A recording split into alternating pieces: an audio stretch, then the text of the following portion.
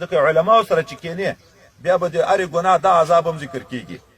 څوک چې مثلا یو غټ غټ ټکي درته ووایم، څوک چې پردی نامحرمو ښځو ته په غلط نظر ګوري، په ورځ د قیامت به د ده سترګې د اور په سولایي باندې تورېږي، په اور ګرمه سولایي به یې په سترګو کې ور ویل کېږي.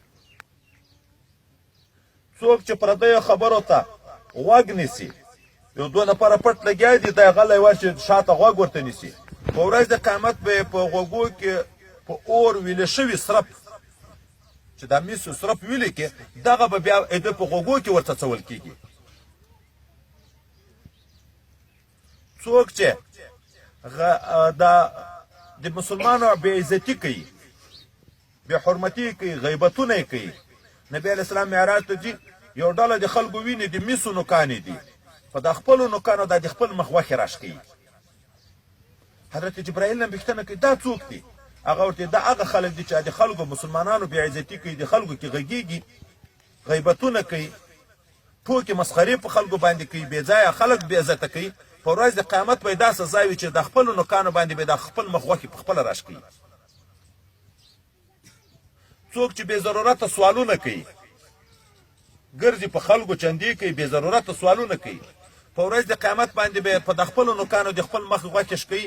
حتی بعضې به داسې خلک چې د مخ وچ هډوکی پاتې دا یو غوښه به په دا مخ پورې نه وي. چاته خدای دنیا ورکړې ده زکات یې نه ورکوي، په ورځ د قیامت باندې به دا د ده د دنیا نه یو خل روایت راځي د اوسپنې تختې جوړیږي، په اور د جهنم به ګرمیږي.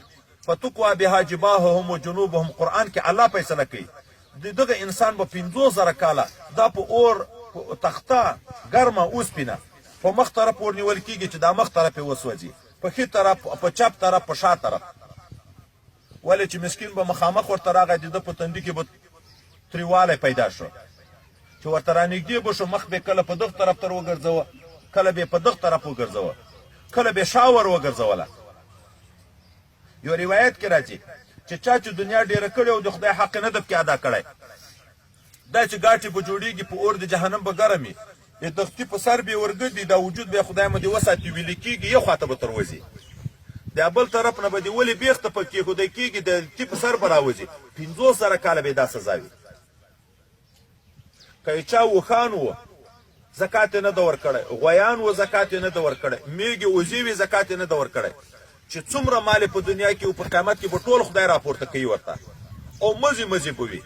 دی به د قیامت په ورځ په دا میدان پړ مخ پروت وي، دغه اوښانو به غوبل کې اچوي، پکې ګرځي به، خولې به په لګوي. که غویان و پکې ګرځي به، په ښکرو به وي، که وزې و میږې و پکې ګرځي په ښکرو به وي. 50,000 کاله به دا سزا وي. دا خبرې چې سړی یو وارې نه په یو وار باندې نه کېږي، چې بار بار یې واورې زړه زنګ لرې شي، بیا پس ته زړه ته ننوځي. دا زړه د مسلمان د ګناو د وجې نه خیره نیسي زنګ، دغه زړه ته مثلا ښه بیان علماو نه واوري خو عمل نه کوي. ولې نه کوي؟ وایي زړه زنګ زنګ کله بل ران علی قلوبهم، خدای پاکې په زړه یې زنګ راغلی، چې زړه زنګ د زړه نه د ننې خبر نه ور ننوځي، چې ننې ننوځي ډار خو یې ننې په زړه کې پیدا کېږي. بیرته خبر مجلس ته جګ شي، بیا هغه خر، هغه موټر او هغه شی ده، دی بیا په هغه خره سپاري. دا چې ډېر کېنې په داسې مجلسو کې بار بار اورې، د زړه زنګ به دې لرې کېږي. ولې لرې کېږي؟ خدای پاک به د ډار درسره پیدا شو، توبه به وباسې. چې توبه دې وایسته، لکه د موږ په بیعت کې اول توبه وباسو په خلکو، چې توبه دې وایسته ګناوې لرې شوې، په توبه الله خوشحاله کېږي.